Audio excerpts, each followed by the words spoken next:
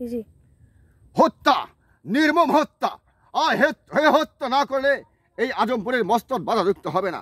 আর এই মস্তদে বসতে হলে নবাব আদম শাহকে করতে হবে কুকুরের মতো হত্যা।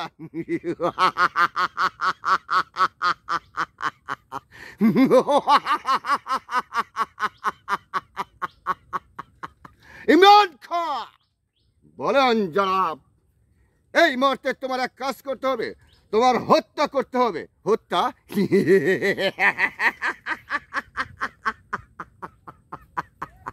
হত্যা হত্যা হত্যা হত্যার হত্যা। অমন অমন 10টা মানুষকে হত্যা করতে আমার একটুকু হাত কেঁপে উঠবে না জনাব। বলুন বলুন কাকে হত্যা করতে হবে আমাদের নবাবকে।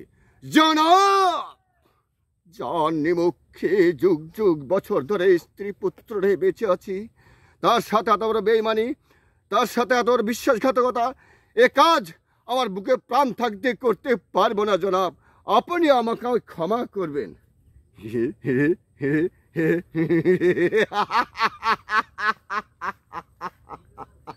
ইমরান খাঁ, ইমরান খাঁ কাউকে কোনোদিন ক্ষমা করতে শিখেনি। ইমরান খাঁ যদি চায় বাঘে ছাগলে এক ঘাটে পানি খায়। বলো আমার প্রস্তাবে রাজি কি না জনাব? সত্যি সত্যি আপনি আমাকে মেরে ফেলবেন জনাব? হ্যাঁ, ইমরান খাঁ মুখে যা বলে কাজেও ঠিক তাই করে।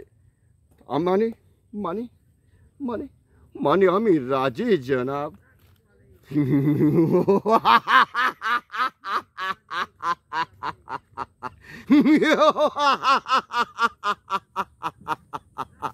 চল চল, এই সময় হয়তো আমাদের নবাব ঘুমিয়ে পড়েছে।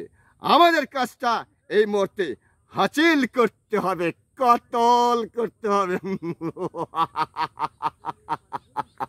চল, তাই চলুন জনাব, তাই চলুন।